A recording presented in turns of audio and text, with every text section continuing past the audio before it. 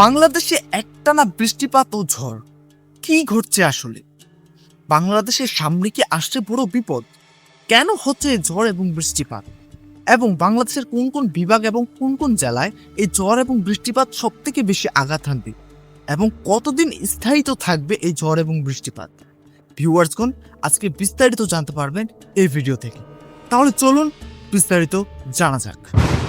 বর্তমানে বাংলাদেশের আবহাওয়ায় বড় পরিবর্তন দেখা যাচ্ছে। বঙ্গোপসাগরে একটি লঘুচাপ সৃষ্টি হওয়ায় সারা দেশে টানা বৃষ্টিপাত হচ্ছে। এর সাথে মৌসুমী বায়ু অনেক বেশি সক্রিয় হয়ে পড়েছে।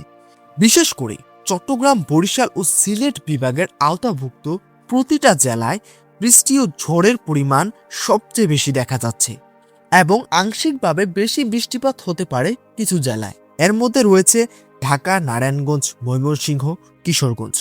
অন্যদিকে ভারত ও মিয়ানমারের উপরও কিন্তু বাংলাদেশের বুকে বর্তমানে বয়ে যাওয়া এই ঝড় এবং বৃষ্টির প্রভাব পড়ার সম্ভাবনা রয়েছে। বিশেষ করে ভারতের পশ্চিমবঙ্গ, ওড়িশা, আসাম, ত্রিপুরা, মেঘালয় অঞ্চলে ভারী থেকে অতি ভারী বৃষ্টিপাত, ধমকা হাওয়া, নদী ফুলে ওঠা, জলাবদ্ধতা, পাহাড়ি এলাকায় ভূমিধস হওয়ার সম্ভাবনা রয়েছে। এবং মিয়ানমারের রাখাইন, ইয়াঙ্গুনের উপকূল, চীন ও কাচিনের কিছু অংশে ভারী বৃষ্টি, পাহাড়ি এলাকায় ভূমিধস, নদীর পানি বৃদ্ধি হওয়ার সম্ভাবনা রয়েছে। মিয়ানমারের পশ্চিম উপকূল বঙ্গোপসাগরের কাছাকাছি হওয়ায় অনেক সময় সরাসরি বেশি বৃষ্টিপাত হওয়ার সম্ভাবনা থাকে।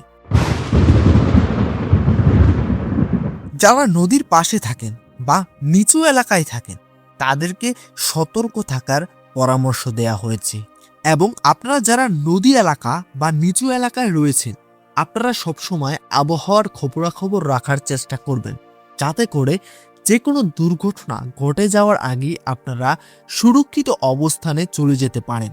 তো ভিউয়ার্সগণ, আপনার এলাকায় বর্তমানে ঝড় বৃষ্টি কেমন হচ্ছে অবশ্যই কমেন্ট করে জানাতে ভুলবেন না। আমি রুবাইত ছিলাম এতক্ষণ আপনাদের সঙ্গে, আর আপনারা দেখছিলেন পোলাইট ট্রিক্স ইউটিউব চ্যানেল। যদি আজকের সম্পূর্ণ ভিডিওটা ভালো লেগে থাকে অবশ্যই আমাদের চ্যানেলটাকে সাবস্ক্রাইব করতে পারেন পরবর্তী আপডেটের জন্য। তাহলে বিদায় নিচ্ছি এখানেই। সকলে ভালো থাকবেন। আল্লাহ হাফিজ।